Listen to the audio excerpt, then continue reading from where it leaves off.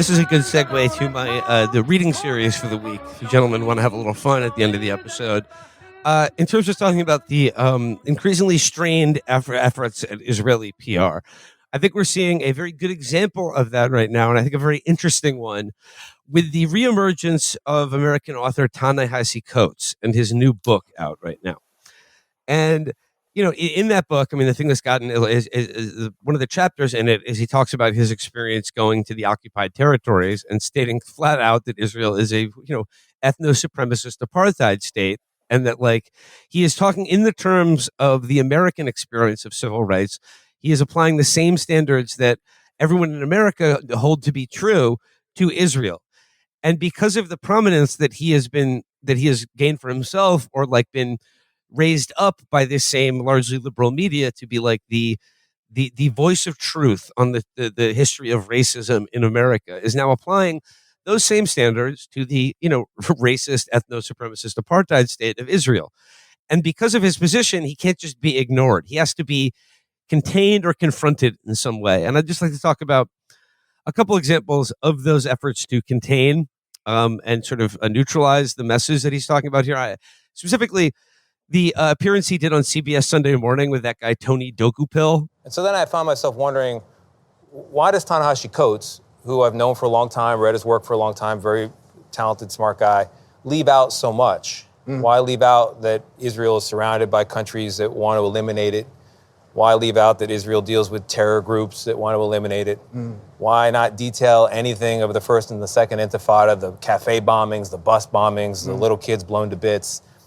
And is it because you just don't believe that Israel, in any condition, has a right to exist? Well, I would say the perspective that you just outlined, there is no shortage of that perspective in American media. Oh, you saw that? Yeah. For people who don't know, Tony Doki Panic or whatever is it. This is one of the most baffling figures in American media. He is the son of a successful his father was a successful Czech version of James Franco in Pineapple Express. He was the weed dealer that forces you to watch the entire movie with him. And he sent Tony Doki Literature Club to college, where he met his first wife, who now lives in Israel with their two children. Tony then married another Jewish woman, sensing a pattern here. And he wrote an article about how, though he was circumcised at birth, he let a reform Mohel samurai perform a bloodletting ritual so he could marry his wife. That is indeed the article I'm going to discuss here. This is Tony Dokoupil, My Adult Circumcision, How I Made the Cut for My New Religion. And now, keep in mind, this was the guy that clearly got the contract to, he was the guy who was appointed that you got to counter the Ta-Nehisi Coates guy. And in that CBS Sunday Morning interview, it was pretty hilarious because he was just your book, you don't give any voice to Israelis. How come you're not giving the Israeli point of view and how they're in such a dangerous neighborhood and the rocket attacks, blah, blah, blah. And I think he very calmly and ably just been well, if you want that perspective, you can literally find it everywhere else in the media. Yeah. But this idea that if you give voice to the Palestinian point of view, you always have to justify yourself, and then justify yourself in the terms of why this isn't anti-Semitic. And that's what they got here. But this is, I thought it was interesting. The Tony Dokoupil, his article on adult circumcision, he writes, I understand the world doesn't usually think much about adult male circumcision. It's like having a chat about it's like having a chat about Great start. It's like having a chat about ball trampling or the Pentagon's Kevlar underwear. Even on the covered wagon side of the circumcision wars, where people fight for the foreskins of baby boys, no one wants to talk about grown men getting their corn shucked. Take it to Craigslist, please. I get all this and so much more.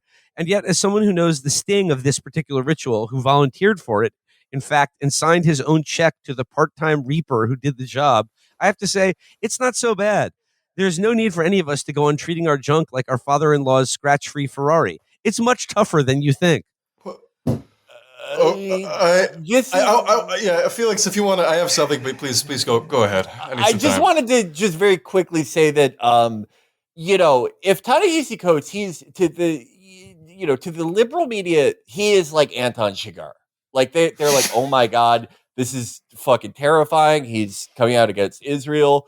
This guy's like, he's the best. What the fuck do we do? And him being anti-Chagard, that makes it, Tony, who they sent to take him out, he's Woody Harrelson. Woody Harrelson, in No Country for Old Men. They were like, who's the best guy we have to take out Ta-Nehisi Coates? Bring me the guy who got his his dick filleted, I guess. Is that what happened to him? Well, I mean, this is the thing. When I read the article, I was like, wow, this guy got circumcised as an adult. But as the article will make clear eventually, he was circumcised at birth. So I don't understand what he's bragging about here. It's like the cut's been made. So basically, he hired a freelance Mohel to just basically kind of like poke his dick or something in an official bloodletting ceremony. Look, there's something about what he mentioned at the very first thing where he talked about ball trampling. That I think was very choice. Like, why do you know about this, one? And two, maybe this just represents something about my own sensibilities. But I don't care what faith I would be a part of, you would be a part of. I am not, if I am conscious, you are not getting a blade anywhere near. Yeah. And I don't care if it's just a low drop blood. No. Don't do it. But okay, fine. That's your thing. That's your thing. That is sort of the problem. I was talking about this with Hassan yesterday, that like this is the generational trap of circumcision, is that like if I have a son one day, it's like obviously like in my conscious mind, in my moral mind, it's like, well, like I don't, that's a fucked up choice for me to make for you. Like, Jesus, I don't want to do that. But then you think about the actual logistics and the practicality of it. And it's like, I don't know how to wash an uncircumcised dick. And like, what do I do? Do I invite an uncircumcised friend over and have him show me? Yeah, I can't have him show. You use soap. But use soap. That's easy. Yeah, but there's like a whole like part to it. Like it's a lot easier than you think. It's like winterizing a pool. It's so much work. It's so hard. It's really not. All right. To go with Tony Dokoupil, he writes here, I came to this knowledge on the way to the altar of all places. I was engaged to a nice Jewish girl, taking some free conversion classes at a big progressive Manhattan synagogue. I wanted to learn about something that mattered to her, and the more I learned, the more it mattered to me, too. This wasn't a fur coat in the summer kind of congregation. It was part of the reform movement, only game for the high holidays, mostly casual about pork, always down with gay female rabbis. When one of my own rabbis, gay, female, in parentheses, slipped me the number of a mohel, a professional snipper, I laughed it off. Classic Jewish humor. But no. Medically speaking, I was already circumcised along with most of the other babies born in America in the 80s. But that's no good for God. I needed a hatafat dam brit, a drawing of blood. To remain uncut, I was told, is to remain spiritually cut off from the Jewish people. That's the idea of the covenant. He goes on to say, that's how I found myself biblically nude in a kind of spiritual locker room, a shower space in a converted brownstone, waiting on a man with a razor. I don't like how much joy he's taking in describing this, so please continue. He goes, the surroundings were civilized, more university club than Russian bathhouse. Blue and black tile ran along the floors and climbed the walls. A minty scent hung in the air. But all noise had already washed away in the roar of my thoughts. I was 12 when Lorena Bobbitt cut her husband down to the size of an elevator button, igniting prurience and anger. It was hard to get to 7th grade in the morning without encountering sliced soda jokes and love hurts humor. It all made the very idea of external genitalia seem, well, kind of crazy. All of it so fundamentally exposed. When the mohel arrived, he looked, I'm sorry to say, like Danny DeVito in Curls. We stood in silence. I opened my towel. Hello, groin. He opened a shaving bag with glinting instruments. Hello, knife. My mohel produced a pen-sized lance, which he wielded ever so gently, like Lady Grantham with a paring knife. He sliced, squeezed, dripped, and was done. The whole transaction was over in seconds, long before I could scream or faint or decide if I liked it. Instead, I felt the way I remember feeling as a child when, rising early, I could watch light fill the woods behind my house, revealing nothing at all scary. When the mohel finally spoke, he spoke in Hebrew, and I couldn't make out a word of it. But I had the feeling that the substance of his words was important, and that if I could understand him, I would be in possession of something profound, a message from God. It's only a penis. That's the piece there. But that is we should all know less about each other. Yeah. Jesus Christ. Okay, all right. But I mean, I simply have to go around to the idea that like of the blatant cap in this article, the idea that like my adult circumcision. No, you did not get an adult circumcision, and if you did, there's no way you would have gone through with it for your nice Jewish fiance or anything. There is no way that like you could actually count into actually being circumcised as an adult, nor would any human being. Yeah. I think I've made this point like 3 or 4 times now, but like the way that he's describing this throughout the piece, you can tell that he's trying to like be humorous, trying to like be how crazy absurd is the situation. But man, does this seem like he's describing like he's trying to hide this fetish that he has. It's really bothering me. I don't know if this is, am I crazy? Like, he found the only reformed temple on earth where it's like you could clearly see why they schismed away from another group. They were both like, okay, we like it when the rabbi is a woman who plays an acoustic guitar. We love interfaith dinners. We don't really care about kosher. Okay, circumcision, good for Jews, but if you convert, whatever's fine. And then whoever founded this temple was like, have you ever read Lone Wolf and Cub? What if we did that ceremony, but specifically to Czech Americans who convert to Judaism 2 times for their wives? I'm interested in the economics of a freelance mohel. Is this something that? Yeah, he's the lone wolf. He's the Ronin, just wandering with his blade, free from his feudal daimyo lord. I love that he complained about the mohel looking like Danny DeVito because it's sort of like porn where you're like, well, I'm not gay, but I want the guy to have a big dick. I'm not gay, but I want my mohel to at least be handsome. Like, is that so much to ask for? God, man, they gotta look. There's only one reason why these freaks. These are the only people that are willing to like go out and interview Ta-Nehisi Coates and essentially tell him off and be like, "Oh no, you're the weird one in the situation, man. Yeah, you're the fucking weirdo. No, this is out in the open, man. We can see it. You published this in, I assume, a somewhat reputable publication." Whatever. Yeah, indeed. This was the New Statesman or something.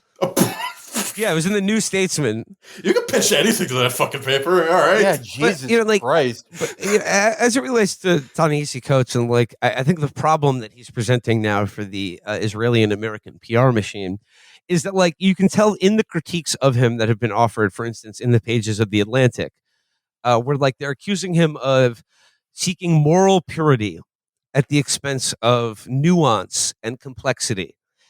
And I think the danger here is that he is, like I said, speaking in the terms of the American civil rights movement, which is legible and, heralded by most Americans. But he is saying that, like, no, this is simple. And it's like either apartheid is right or it's wrong. And you don't need to like speak 3 different languages or have lived there, or like all you need to do is just visit the occupied territories if you have any doubt of what I'm talking about. Any doubt. No. And I think that is a very the shield of this idea that like there's this endlessly receding horizon of nuance and complexity, which can always be mustered to like counter the argument that Israel is an apartheid state.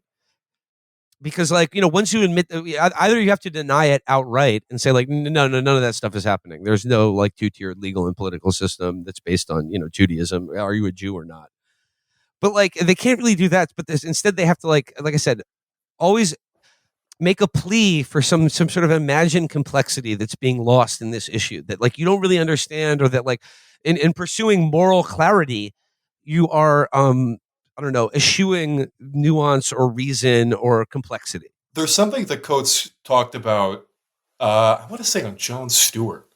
Yeah, he was just on Jon Stewart. He was just on the Daily Show. Jon Stewart, or maybe it was on Chris Hayes, where he brings up the fact that like victims and victimizers are ever flowing. Like people who are victimized are entirely capable of, making other people into victims. So while it's not like he is, not understanding the complexity of the situation.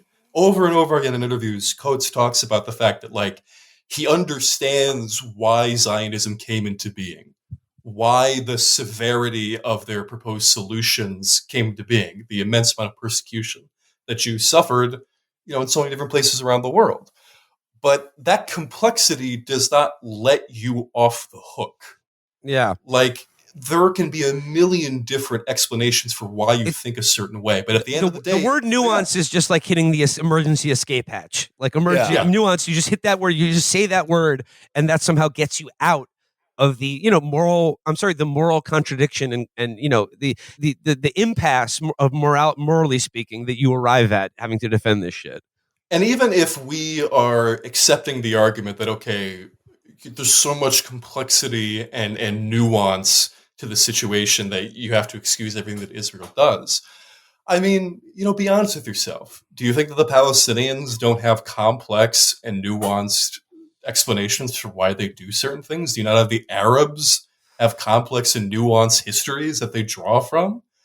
The only true explanation for why you would think this, and only propose that Jews and Judaism and Israel has a complex and nuanced history and nobody else does, is if you truly and honestly believe that Jewish people are exceptional in a way that it has to be enforced through supremacy. Yeah. And that is not something that you, unless you are a hardline Zionist, are going to be willing to admit to yourself. You have to dress it up in all of these sort of liberal platitudes about, like, heard voices and Yep. we need to listen to the voices of the oppressed. Meanwhile, you are endorsing one of the most right-wing states currently existing on the planet.